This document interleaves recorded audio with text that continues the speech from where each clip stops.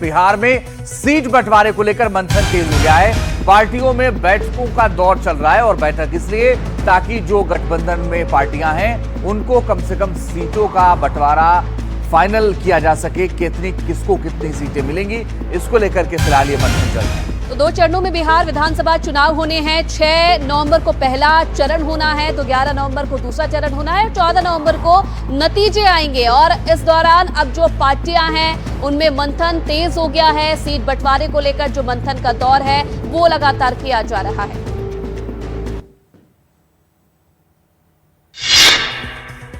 बिहार के चुनाव 2 फेजेस में होंगे। बिहार में चुनावी बिगुल फूंका जा चुका है। चुनाव आयोग की प्रेस कॉन्फ्रेंस के बाद अब सत्ता पक्ष और विपक्ष दोनों ही सीटों के बंटवारे को लेकर तैयारी तेज करने वाले हैं। माना जा रहा है कि एनडीए और इंडी गठबंधन दोनों ही सीट बंटवारे को अंतिम रूप देने के लिए बैठकें करने वाले हैं। आपको बता दें कि अब तक दोनों ओर से इस बात को लेकर फैसला नहीं हो सका है कि आखिर किसके पाले में कितनी सीटें जाएंगी। कांग्रेस चुनाव समिति बिहार विधानसभा चुनाव के लिए उम्मीदवारों की पहली लिस्ट को जल्द जारी कर सकती है। 8 अक्टूबर को समिति की अहम बैठक होगी, जिसमें लगभग 30 सीटों पर उम्मीदवारों के नामों का ऐलान हो सकता है। ज्यादातर नेताओं को दोबारा टिकट दिए जाने की उम्मीद है, लेकिन खराब प्रदर्शन करने वाले कुछ नेताओं को हटाया जा सकता है। बात अगर एनडीए की करें तो चिराग पासवान को मनाने की भी कोशिशें की जा रही हैं।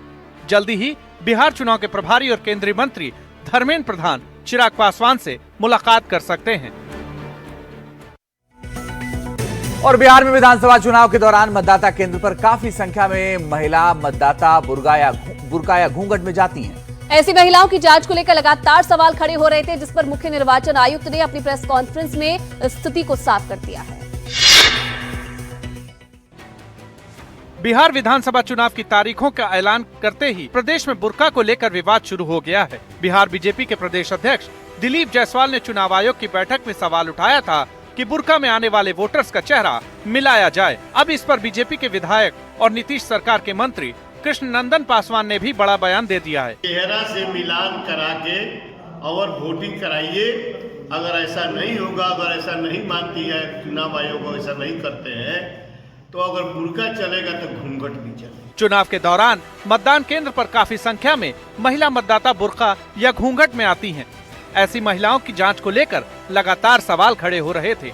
अब मुख्य निर्वाचन आयुक्त ने इस सवाल का जवाब दे दिया है। मुख्य निर्वाचन आयुक्त ज्ञानेश कुमार ने सोमवार को कहा कि बिहार विधानसभा चुनाव में बुर्का नशी या पर्दा नशी मतदाताओं की पहचान के लिए मतदान केंद्रों पर आंगनबाड़ी कर्मी उपलब्ध कराई जाएंगी और जरूरत पड़ने पर तय निर्देशों के तहत पहचान का सत्यापन भी किया जाएगा। एनडीटीवी के लिए ब्यूरो रिपोर्ट।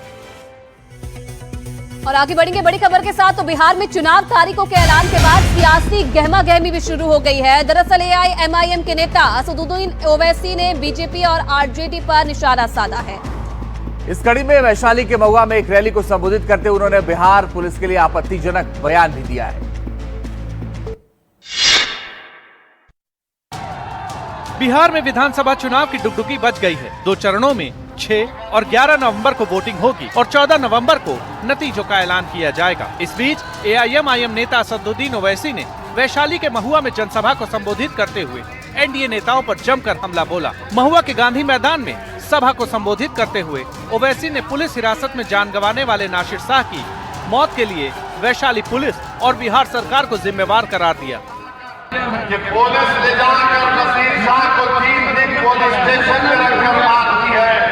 आप बहादुर नहीं है, आप बिगड़े हैं। बिहार के वैशाली जिले में आइसक्रीम विवाद में कई थानों की पुलिस पर मुस्लिम समुदाय के लोगों ने हमला कर दिया था, जिसमें कई पुलिसकर्मी घायल हुए थे। इसी मामले में नासिर शाह की गिरफ्तारी हुई थी।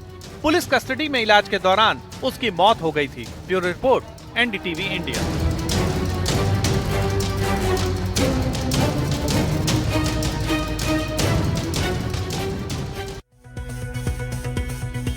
और एक और बड़ी खबर आपको बता दें, बिहार चुनाव से पहले सियासी पारा हाई हो गया है। सीएम नीतीश कुमार पर तेजस्वी ने हमला बोला। नीतीश कुमार के स्वास्थ्य को लेकर तेजस्वी ने सवाल उठाए। बिहार को अब भीख मांगने वाला सीएम नहीं चाहिए, ये उन्होंने कहा है। अब बिहार को शेर की तरह दहाड़ने वाला सीएम चाहिए। निशाना साधा है तेजस्वी यादव ने माफ कीजिएगा, बिहार चुनाव से पहले सियासी पारा हाई हो गया है, चुनाव होना है और उससे पहले बयानबाजी का दौर भी लगातार जारी है। सीएम नीतीश कुमार पर तेजस्वी ने हमला बोला है। नीतीश कुमार के स्वास्थ्य को लेकर उन्होंने सवाल उठाए। उन्होंने कहा कि अब भीख मांगने वाला सीएम नहीं चाहिए, बल्कि अब बिहार को शेर की तरह दहाड़ने वाला सीएम चाहिए। बिहार के लोग जो है त्रस्त हो चुके हैं, परेशान हो चुके हैं और मुख्यमंत्री अचेत अवस्था में। अब बिहार को मुख्यमंत्री गिड़गिड़ाने वाला नहीं चाहिए, जो शेर की तरह दहराए, उस वैसा जो है सीएम जो है बिहार के लोगों को चाहिए, जो बिहार के अधिकार, हक और बिहार के लोगों के साथ इंसाफ कर सके। ऐसा मुख्यमंत्री बिहार को चाहिए। और इस बार सब लोग चाह रहे हैं कि महागठबंधन की सरकार बने और महागठबंधन की सरकार बनेगी और हम सब मिल कर के बिहार के साथ लोगों के साथ सरकार बनाएंगे